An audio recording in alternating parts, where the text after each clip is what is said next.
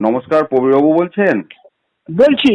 Sir, একটা খবর দেখলাম যে আপনি দেবুদার হয়ে একটি কলকাতা হাইকোর্টে মামলা করেছেন আজকে।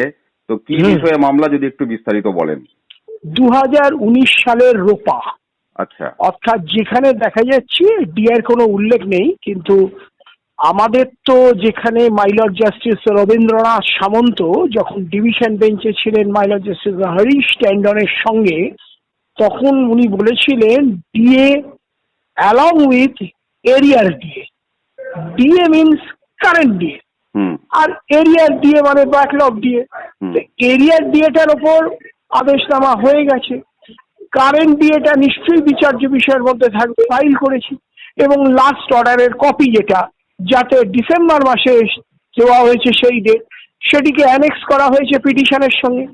সেই পিটিশনের মধ্যে আমরা সমস্ত বক্তব্য রেখেছি যে আমাদের 48 মাসের বকেয়া, যেটা বেমালুম গায়েব করে দিয়েছে 1/1/2016 থেকে 31/12/2019 অব্দি, অর্থাৎ পুরো 48 মাসের বকেয়া গায়েব। এইগুলো সমস্ত আমরা সেই পিটিশনে উল্লেখ করেছি। মানে 6 এপ্রিল প্রথম শুনানির ডেট দিয়েছে কলকাতা হাইকোর্ট। প্রথম শুনানির ডেট আমরা, এটা হাইকোর্ট দেননি, আমরা লিখে পাঠিয়ে দিয়েছি। মানে ফর্ম ফিল আপের সময় কোন ডেটে টেন্টেটিভ ডেট টু মুভ, এটা দিতে হয় 6 এপ্রিল। আমরা দিয়েছি সেখানে 6 এপ্রিল 2026, অর্থাৎ সামনের মাসে। একটা বিষয় জানার ছিল, সেটা হচ্ছে অনারেবল সুপ্রিম কোর্টের নির্দেশে 1/1/16 থেকে 31/12/19 পর্যন্ত বকেয়া ডিএটাও তার মধ্যে অন্তর্ভুক্ত রয়েছে। আবার সেই সময়ের এরিয়ারটার জন্য আপনারা এখানে করেছেন, তো দুটো একে অপরের প্রতিদ্বন্দ্বী হয়ে যাবে না তো বিষয়টা? না, কখনোই হবে না। 48 মাসের যে বকেয়া, ওটা তো বেঁধে দিয়েছে, ওটা তো দেয়নি। এটা তো শুধু ডি এর ওপর হয়েছে, কিন্তু 48 মাসের বকেয়া সে টাকাটা পুরো বেমালুম গায়েব করে দিয়েছে। সুতরাং সেটা আমাদের নিশ্চয়ই একটা ক্লেমের মধ্যে থাকবে। আপনাদের মামলাটা মূলত বিষয়বস্তু যেটা আমি বুঝতে পারছি, 1/1/16 থেকে 31/12/19 পর্যন্ত পুরো বকেয়া, নাম্বার 1। আর নাম্বার 2, রোপা 2019-এর ডিএর অন্তর্ভুক্তি।